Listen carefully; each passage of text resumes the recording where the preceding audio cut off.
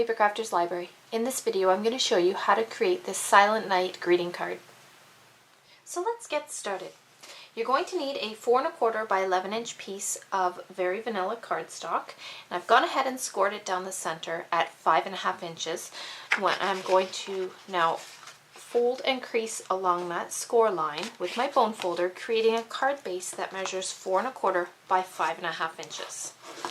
Once you have your card base folded, you're going to set this aside, and you're now going to need a piece of cherry cobbler cardstock that measures 3 7/8 by 5 1/8. And then you're going to choose two different patterns of designer paper. Here I am using two patterns that coordinate from the handmade collection from Simple Stories. Each of these pieces are found in the same collection. My top flourish pattern, which is just a two-colored designer paper, so it's a flourish or a snowflake pattern, and this piece measures 2 inches by 5 inches. And my striped pattern, which is my boulder pattern, is going to be my bottom pattern of designer paper, and this piece measures 2 1/2 by 5 inches. You're going to stick your top designer paper, so your 2 inch by 5 inch piece of designer paper, to the top portion of your cherry cobbler cardstock, leaving equal borders on the left, right, and top of your designer paper. Then you're going to take your boulder pattern, so in this case my striped pattern. Again, this piece measures 2 1/2 by 5 inches, and I'm going to stick it to the bottom of my cherry cobbler piece. I'm aligning my left and right edges of my cardstocks together. They will overlap and create a seam, but I'm leaving the same borders on the left, right, and bottom of my striped pattern of designer paper. So now you're going to need a piece of ribbon, and here I am using the 5/8 of an inch velvet ribbon, and this is in red or burgundy color, and this is from Maya Road. So this piece measures about 5 1/2 inches. You're going to lay that across the seam of your designer paper, and I'm aligning the top edge of my ribbon with the top edge of my striped designer paper. I'm going to flip this over, wrapping the ends of the ribbon around to the back and sticking them down with some double-sided adhesive. I'm just going to turn this back over, make sure that my ribbon is straight and it does not expose any of the striped pattern of designer paper that is behind that. In the meantime, you're going to bring your card base back in, and we're going to stick our matted designer paper to our card base using some Stampin' Dimensionals. So I'm going to place some dimensionals in each corner, peel off the backing, and I'm going to center and stick that to the front of my card base. Just make sure that your fold is to the right or to the left hand side, and that your boulder pattern is to the bottom and your softer pattern is to the top. You want to leave equal borders on all 4 sides of your matted cardstock. We're going to set this aside for a moment, and you're now going to need a scrap piece of vanilla cardstock.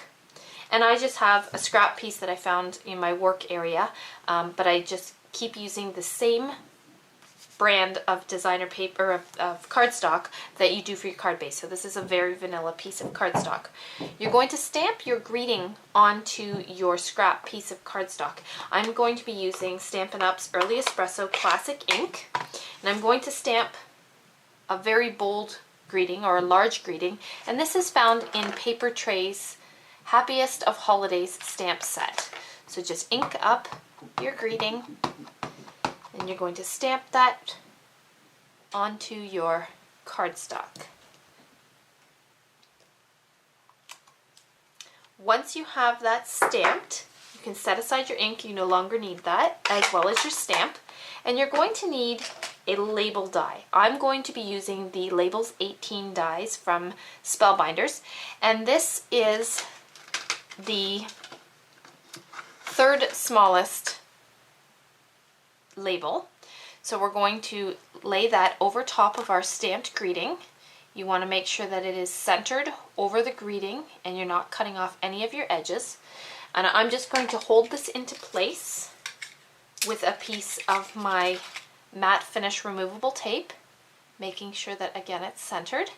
So I'm just going to place a piece of my matte finish tape onto the die as well as my cardstock, holding that die in place. Then you're going to run this through your grand caliper, die cutting and embossing this entire label.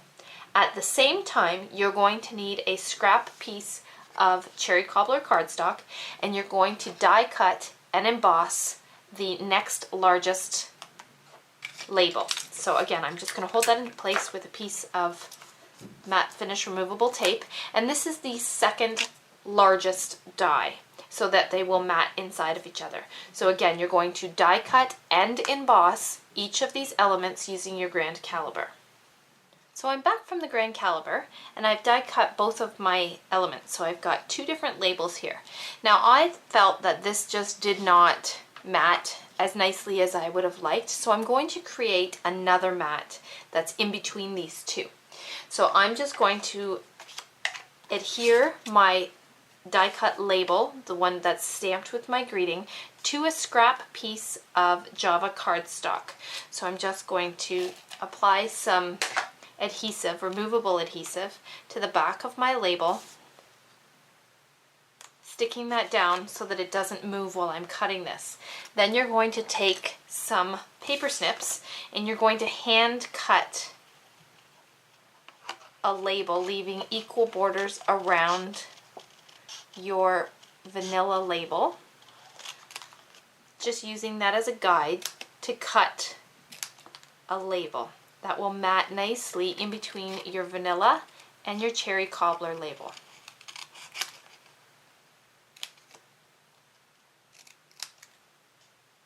So you're just going to trim around the entire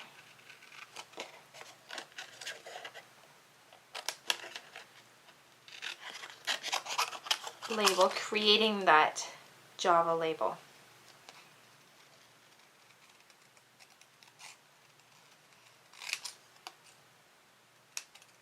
And once you're done, you'll see that you have this beautiful matted set of 3 labels. So you can clean up your work area, and we're now going to stick our labels together. I'm going to actually remove the removable adhesive. I'm going to stick this down with my double-sided adhesive, securing that to my hand-cut Java label. And then I'm going to take this and I'm going to apply some Stampin' Dimensionals to the back of my label, sticking this down to my cherry cobbler die cut label, but I want it to pop up. So I'm just going to remove the backings, and then I'm going to center and stick it to my cherry cobbler label. It just adds that really nice layer with the third Java label cut into that. So now we're going to bring our card base back. You're going to flip over your matted label. You're going to apply some Stampin' Dimensionals to all 4 corners on the back. You want to make sure that it's all 4 corners so that it doesn't stick to the ribbon. I found that my adhesive didn't necessarily stick very well to the velvet ribbon, so I want to make sure that this sticks properly to my card, so just put it in all 4 corners. Then you're going to center and stick this over top of that ribbon, just like so. So now you could leave your card like this if you wish. I wanted to embellish it a little bit farther, so I am using 2 of Stampin' Up's Regals buttons, and I have 2 cherry cobbler buttons here. And I'm going to stick them down to my card on either side of my label here using some mini glue dots. So I'm just going to apply mini glue dot to the back of the button. You could use hot glue if you wish, but I'm just going to stick that down, pressing very firmly into that velvet. You want to make sure that you get a nice firm hold. Then I'm going to place another mini glue dot in the back of my second button and place it on the other side of my matted label. Pressing that down, and once you have your buttons stuck down, your card is finished. I hope you enjoyed stamping with me.